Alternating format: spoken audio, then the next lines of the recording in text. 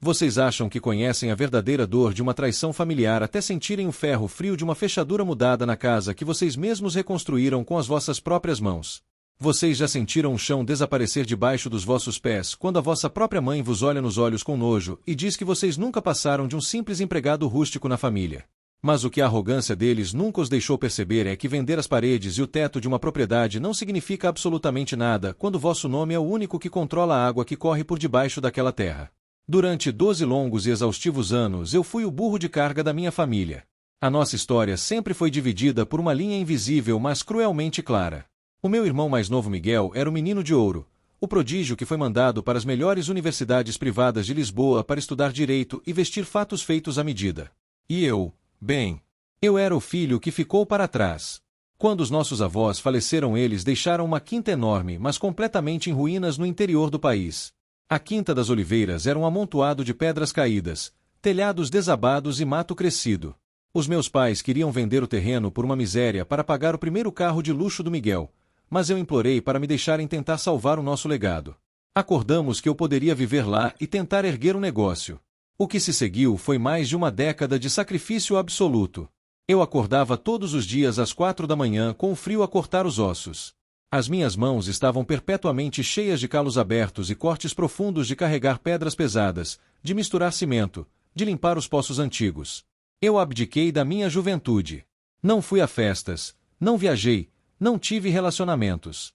Todo o dinheiro que eu ganhava a fazer pequenos trabalhos na vila ia diretamente para comprar materiais de construção. Lentamente eu transformei aquelas ruínas num turismo de habitação rústico e maravilhoso. Plantei vinhas, restaurei os moinhos de água, criei uma marca que começou a atrair turistas de toda a Europa. E durante todo esse tempo a minha família só aparecia lá uma vez por ano, no Natal, apenas para tirar fotografias com os copos do meu vinho e publicarem nas redes sociais para os amigos ricos deles verem como eles eram proprietários de uma herdade de luxo. O Miguel passeava pela quinta com seus sapatos caros a criticar a poeira, enquanto os meus pais sorriam e diziam aos convidados que o Miguel era o verdadeiro cérebro por trás daquele sucesso todo. Eu ouvia aquilo e engolia seco.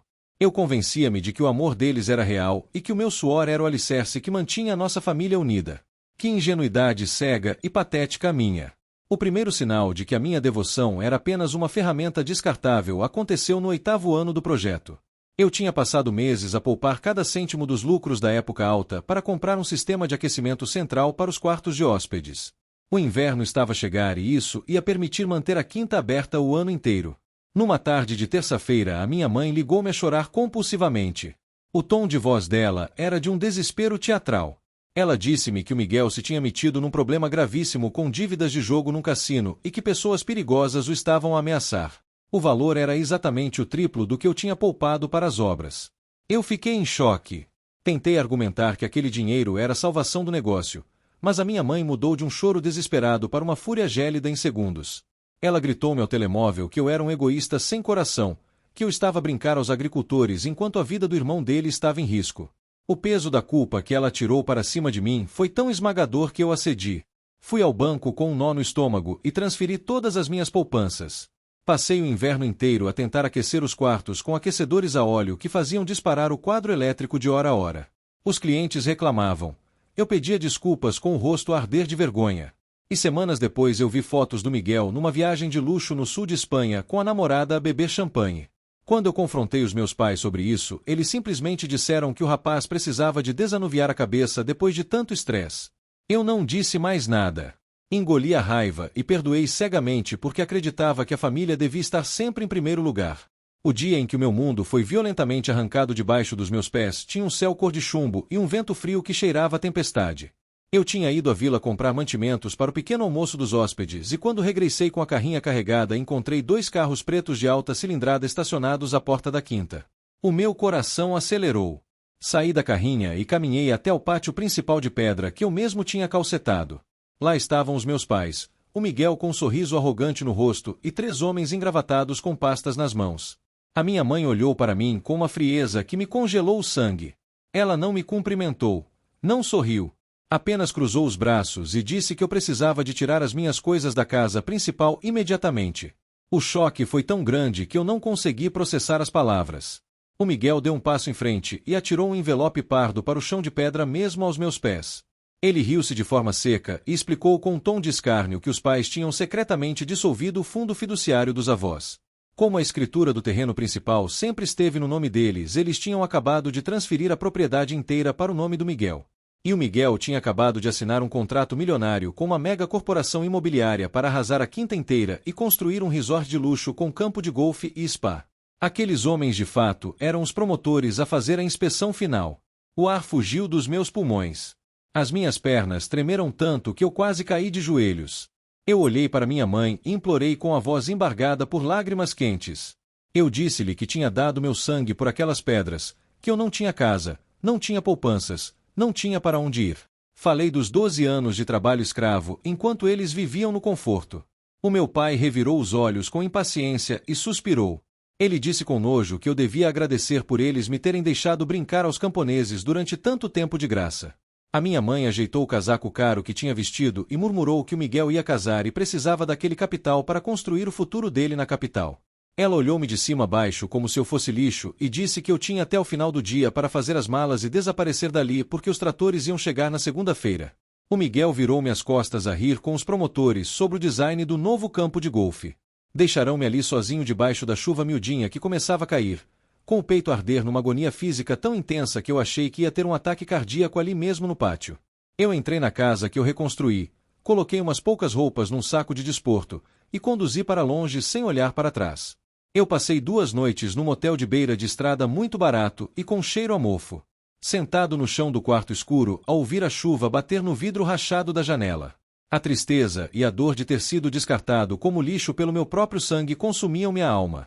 Mas ao terceiro dia, enquanto eu olhava distraidamente para o ecrã do meu computador a tentar perceber o que ia fazer da minha vida, a dor desapareceu de repente, e foi substituída por uma clareza fria, racional e absolutamente letal. Eu comecei a pesquisar sobre o projeto do Mega Resort que o Miguel tinha vendido. Encontrei o plano de viabilidade ambiental submetido à Câmara Municipal. Eu li cada linha daquele documento de 100 páginas, e de repente os meus olhos pararam num detalhe que fez o meu coração bater num ritmo calmo e triunfante. O plano do resort de luxo e do spa dependia inteiramente de uma nascente de água termal que passava por baixo do terreno. E mais importante, aquela zona era considerada uma reserva agrícola estritamente protegida por lei. A corporação só tinha conseguido aprovação para construir o Mega Resort porque iam usar a licença de ecoturismo e exploração termal que já estava ativa no terreno. A falha colossal deles, o erro estúpido e ganancioso do meu irmão advogado e dos meus pais, é que eles venderam a terra, mas como eu geri o negócio completamente sozinho durante 12 anos, a licença de turismo ambiental, o alvará de funcionamento, os direitos de extração da água termal e a própria marca registrada da quinta, estavam todos única e exclusivamente no meu número de identificação fiscal. A terra que o Miguel vendeu não valia absolutamente nada sem as minhas assinaturas. A dor de ser traído transformou-se em gelo nas minhas veias. Eu fechei o computador e sorri na escuridão do quarto. Na manhã seguinte eu não gritei, não mandei mensagens cheias de raiva, não fiz nenhum escândalo nas redes sociais. A minha vingança foi cirúrgica, silenciosa e brutalmente burocrática. Conduzi até a Câmara Municipal e ao Registro Conservatório e preenchi todos os formulários necessários com a maior calma do mundo. Eu revoguei permanentemente a licença de ecoturismo. Encerrei a atividade comercial da quinta. E o golpe final. Eu transferi os direitos de uso da água termal da nascente para uma fundação pública de preservação ambiental a custo zero, tornando a água intocável e proibida para uso comercial ou privado para todo sempre. Legalmente o terreno do meu irmão voltou a ser apenas uma área agrícola morta, onde a lei ambiental proíbe deitar um único centímetro de cimento. Depois de assinar o último papel, eu desliguei o meu telemóvel, atirei o chip para o caixote do lixo e desapareci. Mudei-me para uma pequena e pacata vila de pescadores no Algarve, longe do frio e longe da toxicidade da minha antiga vida. Aluguei um espaço pequeno perto do mar. Com as minhas mãos calejadas de trabalho pesado comecei a amassar pão e abri uma padaria artesanal muito humilde mas acolhedora. O cheiro do mar misturado com o cheiro da massa fresca de manhã curou todas as feridas que eu trazia no peito.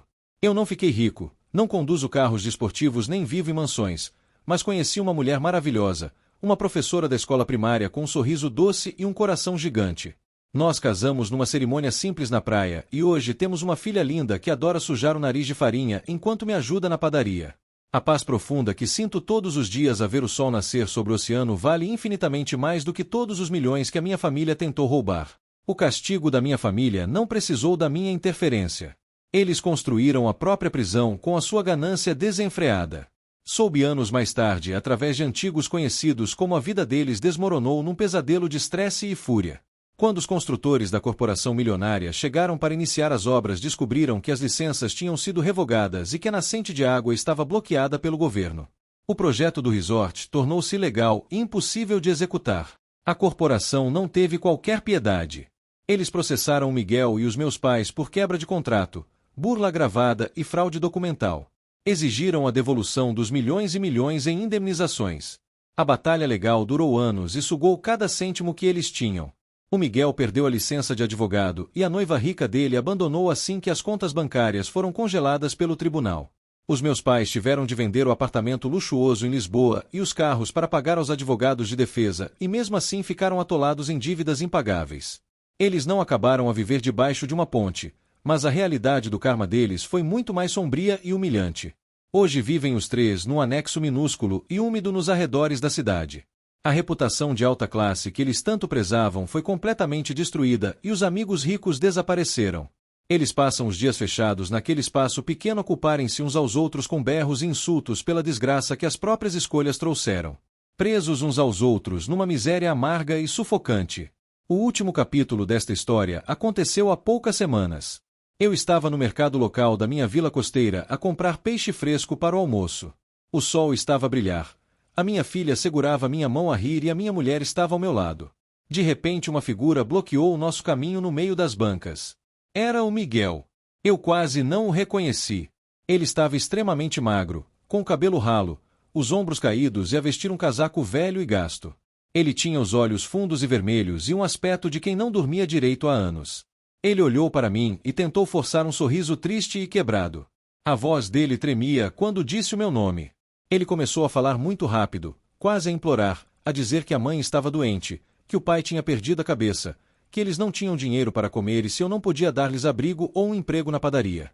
A expectativa dele era que eu ficasse com raiva, que eu gritasse com ele, ou pior, que o coração mole do irmão que sempre o salvou voltasse a ceder.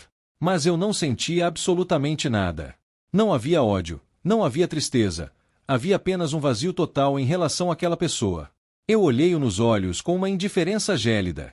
Eu não alterei o tom de voz. Apenas disse muito calmamente que ele estava a confundir-me com alguém que se importava e que eu já não tinha irmão nenhum. Virei-lhe as costas e continuei a caminhar ao lado da minha família em direção ao sol, deixando ali sozinho e estático no meio da multidão a olhar para o chão. A maior das vinganças não é destruir quem nos fez mal. É provar que a vida deles não faz a menor falta na nossa felicidade, e deixar que o silêncio da nossa paz os ensurdeça para sempre. Gostaram desta justiça fria e silenciosa?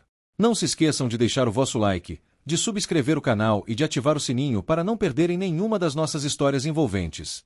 Comentem aqui embaixo o que acharam da atitude do Thiago e como lidariam com uma traição tão grande da vossa própria família. O vosso apoio ajuda-nos a trazer mais conteúdos imersivos todos os dias. Até a próxima história!